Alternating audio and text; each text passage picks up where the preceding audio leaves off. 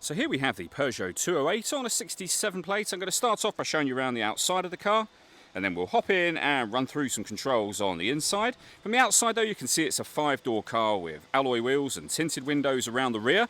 Let's start off inside the boot first of all. As we approach the back of the car, you can see we have reversing sensors, plenty of boot space as well, along with that 60/40 split folding rear seat should you wish to increase this space even further. Okay, so we're just going to work our way back around to the front of the car, and then we'll hop in and run through a few of the controls from there. Just briefly before we climb in, I think it's well worth seeing the interior from this exterior point of view. There's plenty to run through on the dashboard, so let's hop in and we'll do that right now. Okay, now that we're inside the car, we're going to start with the dials. Over on the far left-hand side, first of all, we have the coolant temperature gauge. We then have the rev counter, the speedometer and the fuel gauge. In the center, you can see there's a digital readout for the speedometer, as well as the total miles for this car, which are 40,468.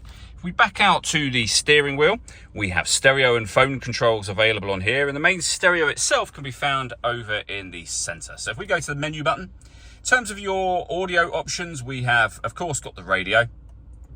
If you go to sources, you'll see we have radio, but we've also got USB input and iPod input as well. So plenty of ways to listen to your music in this car. And they do go a step further than that, in that you are able to pair up your phone. And as you can see, we'll have Apple CarPlay or Android Auto available as well. Which will mean that when you connect up your smartphone, there are certain Peugeot-friendly satellite navigation apps that you can connect up as well, of course. So plenty of options up on the screen, and you can pair your phone from up here. Working our way down from that, we have the air conditioning. You can determine the direction of the air, the fan speed, and of course the temperature. The air conditioning is on at the minute, so that's off. Back on again. You can recirculate the air that's in the car. That's a great way of heating it up or cooling it down quickly in here, depending on the temperature you've set just there.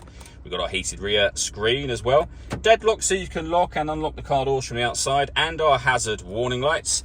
We have our USB input, auxiliary input for music, a 12-volt charging socket, as well as a couple of cup holders, and a 5-speed manual gearbox. Last thing I wanted to mention is the panoramic glass roof that you have. This sunblind can be opened manually, and as you can see, that lets in a huge amount of extra light to the car. All that leaves me to say is thank you for taking the time to watch this video.